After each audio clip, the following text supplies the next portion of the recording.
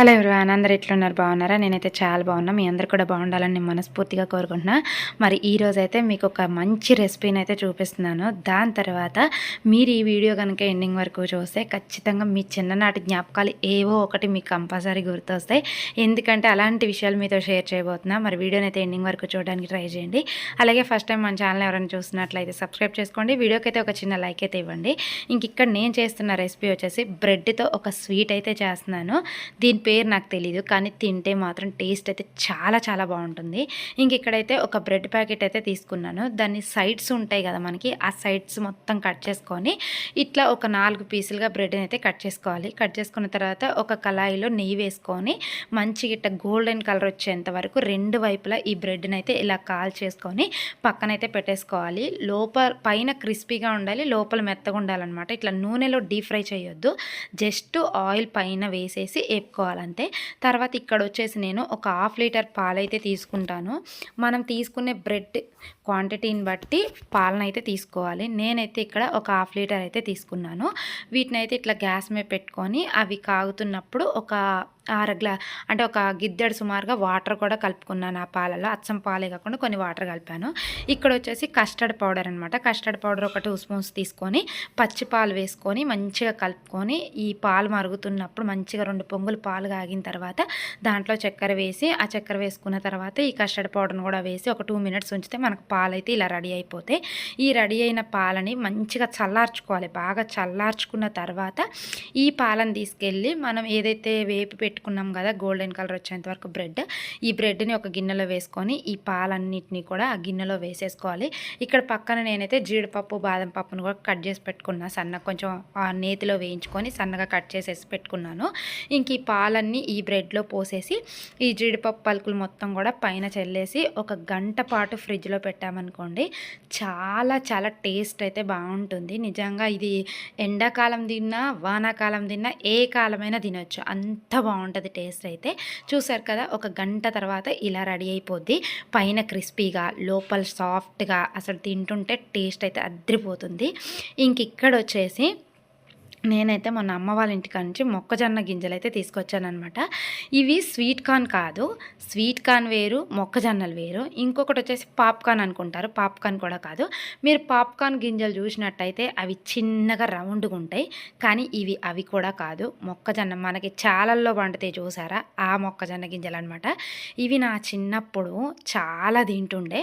ఇంక ఇక్కడ వచ్చేసి ఆ మొక్కజొన్న గిన్నెల్ని నేను నైట్ మొత్తం గింజల్ని నైట్ మొత్తం నానబెట్టి ఇక్కడైతే ఒక 2-3 సార్లు కడిగి ఇట్లా కళాయిలో వేసుకొని ఆయిల్ ఏం లేకుండానే జస్ట్ ఫస్ట్ అయితే వేపుకోవాలి.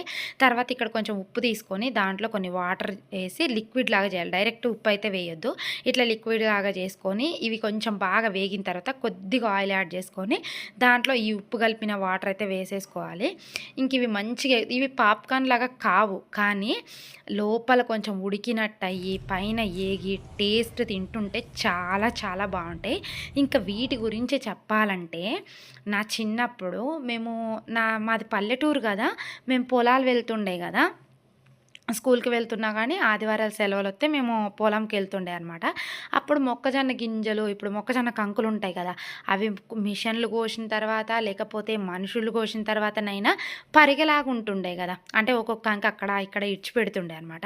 అప్పుడు మేమేం చేసేవాళ్ళం అంటే, నేను గేదెలకు కూడా వెళ్తుండే, మంచిగా చేలలో పనులన్నీ వచ్చినాక గేదెలకు కూడా వెళ్తుండే.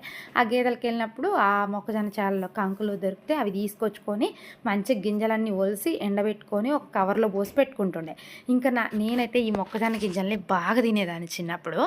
అయితే మా అమ్మకు తెలియకుండా మంచిగా నైట్ నానబెట్టుకునేదాన్ని. మా అమ్మకు తెలియకుండా నైట్ నానబెట్టుకొని పొద్దున్నే మా అమ్మ చేనుకి వెళ్ళేది కదా, చేనుకి వెళ్ళిన తర్వాత పొయ్యి వెలిగించుకొని కళాయి పెట్టి మంచిగా వీటిని వేపుకొని కవర్లో పోసి బ్యాగ్లో పెట్టుకొని పోతుండే. ఇక స్కూల్లో తింటుండే. స్కూల్లో నాకు బాగా గుర్తు, మా మ్యాథ్స్ టీచరు ధనలక్ష్మి మేడం అనమాట. ఎప్పుడు చూడు మేక తిన్నట్టు తింటనే ఉంటావి, ఏం తెచ్చుకుంటావు అని అంటుండే. ఈ మొక్కజొన్న గింజలు ఒకటి, ఇంకోటి వచ్చి ఈ సంక్రాంతి వచ్చింది కదా, సంక్రాంతికి దసరా పండుగలకి మా అమ్మ అరిసెలు చక్రాలు చేస్తుండే. అయితే మాకు అప్పటి నుంచే మాకు అలవాటు అనమాట. అది ఏంటంటే మేము ఏం తిన్నా నలుగురం కూర్చొని తినేవాళ్ళము. ఇక సాయంత్రం పనంతా అయిపోయిన తర్వాత మా అమ్మ కొన్ని చక్రాలు 2 అరిసెలు నలుగురికి పెట్టేది. మా అమ్మ మా నాన్న తినేసేటోళ్ళు, నేను మా అక్క మాత్రం కొన్ని చక్రాలు మాత్రమే తిని అరిసెలు చక్రాలు చక్రాలు మా అక్క కూడా ఒక్కోసారి తినేది, ఒకసారి దాచిపెట్టుకునేది. నేను మాత్రం కంపల్సరీ కొన్ని చక్రాలు మాత్రమే తిని అరిసెలు 2 చక్రాలు అన్నీ దాచిపెట్టుకునేదాన్ని. దాచిపెట్టుకొని పొద్దున్నే అవి బ్యాగ్‌లో పెట్టుకొని పోయేదాన్ని. ఒక్కోసారి ఒకవేళ నైట్ తినబుద్దయి మొత్తం తిన్నాననుకో, పొద్దున్నే మా అమ్మ చేని బొంగలోని పైకి సంచడం మీదకెక్కి సంచడమే పెడుతుండే మా అమ్మ అవన్నీ. ఇంక మంచిగా ఒక 2, 3 తీసుకొని బ్యాగ్‌లో పెట్టుకొని పోతుండే అనమాట.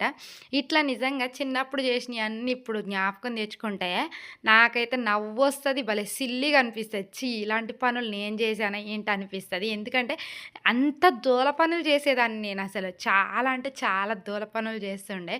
నేను మొన్న వీడియోలో చెప్పాను గదా! మా నాన్నకి ఇద్దరం ఆడపిల్లలమే గదా! ఆ! ఇప్పుడు చాలామంది అంటారు నన్ను, ఇది మొగరాయి లెక్క చేస్తది అది ఇది అని చెప్పి. కానీ మా నాన్నేమో నన్ను అట్లే పెంచిండు. ఇద్దరం ఆడపిల్లగాళ్ళం కాబట్టి ఏమైంది, మా అక్కనేమో మంచిగా పెంచిర్రు కానీ నన్ను మాత్రం మా నాన్న మొగరాయి లెక్కే పెంచిండిగ. ఎందుకంటే నేను సెవెంత్, ఎయిత్ వీడియోలో చెప్పా కదా! నేను 7, 8 తరగతి చదివేటప్పుడే మా నాన్న రాజకీయాల్లో దిప్పిండనమాట. మీకు ఐడియా ఉండే ఉంటది. ఇప్పుడు సీపీఎం కొంచెం తక్కువుంది గానీ, అప్పుడు కొంచెం ఆ పార్టీ ఎక్కువుంటుండే. ఇంకా దాంట్లో కొంచెం ప్రజానాట్య మండలి అని ఒకటి ఉంటుండే. దాంట్లో ఏందంటే జనాల్లో రాజకీయం గురించి, వాటి గురించి, ఈటి గురించి కొంచెం అవేర్‌నెస్ తెస్తుండే అనమాట. అలాంటి వాటిల్లో నేను చాలా పార్టిసిపేట్ చేసేదాన్ని. మా నాన్న అట్లా పంపించేవాడనమాట నన్ను. ఇంకిప్పుడు అవన్నీ జ్ఞాపకం తెచ్చుకుంటే ఒక్కోసారి ఏడుపొస్తది, ఒక్కోసారి సంతోషమేస్తది, ఒక్కోసారి సిల్లీగా అనిపిస్తది. ఇక ఫైనల్‌గా ఇక్కడైతే నేనేం చేస్తున్నా అంటే కొంచెం బయట 2 శారీస్ ఉండేయన్నమాట నావి. ఇంకా వాటికి ఫాల్స్ ఏసుకోవాలని చెప్పేసి ఇంకా బయటికెళ్ళి ఫాల్స్ అయితే తెచ్చుకున్నాను. అందుకని ఈ డ్రెస్ మీద ఉన్నాను. ఇంకిక్కడ ఫాల్స్ తీసుకొచ్చి వెండేసుకున్నాను. అవి ఎండిన తర్వాత ఇంక ఈ 2 చీరలకైతే అంచులు కుట్టుకొని ఫాల్స్ అయితే వేసుకున్నాను. మీకు తెలుసు కదా! బ్లౌజులు గానీ, నా శారీస్ కానీ నేనే కుట్టుకుంటా అనమాట. మొన్న కాబోలు ఒక 2 బ్లౌజులు వేరే వాళ్ళకిచ్చా. ఎందుకంటే అవి కొంచెం మగ్గం వర్క్ వచ్చినాయి. అవి కుట్టడానికి ఎక్కువ టైం తీసుకుంటది. ఇక అది నాతోటి కాదు. అంటే నేను రెగ్యులర్‌గా అయితే నేను దబదబ కుట్టేసుకుంటా. అవేందంటే మగ్గం వర్క్‌వి కొంచెం టైం పడతది. అందుకని చెప్పి వేరే సిస్టర్‌కిచ్చి అవి 2 మాత్రం కుట్టిపిచ్చుకున్నా. లేదంటే మాక్సిమం 99% అమ్ములుకి డ్రెస్సులు, ఫ్రాకులు గానీ, నాకు శారీస్, బ్లౌజెస్ లేదంటే ఇట్లా టాప్స్ ఏవైనా గూడా నావి నేనే స్టిచ్చింగ్ వేసుకుంటా. బయటికైతే అస్సలకి ఇవ్వను. ఇంక ఈ 2 శారీస్ ఎట్లున్నాయో కామెంట్ చేయండి. ఈ శారీని ఆల్రెడీ కట్టుకున్నా. చూడండి ఇప్పుడు వీడియో పెడుతున్నా. అది ఆల్రెడీ కట్టుకున్నాను గూడా. కానీ వీడియో అయితే ఎప్పుడు పెడుతున్నా ఏమనుకోకరి. మొత్తానికి శారీస్ ఎట్లున్నాయో కామెంట్ చేయండి. మరి ఈ వీడియో మీకు నచ్చిందని అనుకుంటున్నా. మరి ఈ వీడియో చూసిన తర్వాత మీరెంతమంది చిన్నప్పుడు ఎలాంటివి చేశారో నాతో షేర్ చేసుకోండి. అంటే మొత్తం చెప్పాలంటే ఇంక సరిపోదు. మీకు బాగా గుర్తుండేవి అంటే మీకు ఈ విషయాలు గుర్తుంటాయి అనేది ఉంటది కదా! అలాంటివి ఏమన్నా ఉంటే నాతో కామెంట్ చేయండి. నేను కూడా చూస్తాను. నాలాగా స్కూల్‌కి ఏమన్నా తీసుకెళ్ళి తిన్నారా లేదా ఇలాంటివి కామెంట్ చేయండి. నేను కూడా తెలుసుకుంటాను. నాలాగా అంటే నేను ఒక్కదాన్నే చేశానా లేకపోతే చాలామంది ఇలానే చేశారా అనేది నేను కూడా తెలుసుకుంటా. మరి ఈ వీడియో మీకు నచ్చిందనే అనుకుంటున్నా తప్పకుండా. మరి వీడియో నచ్చితే మాత్రం తప్పకుండా లైక్ చేయండి. మరిన్ని ఇలాంటి మంచి వీడియోస్ కోసం మన ఛానల్‌ని అయితే సబ్స్క్రైబ్ చేసుకోండి. Thank you so much.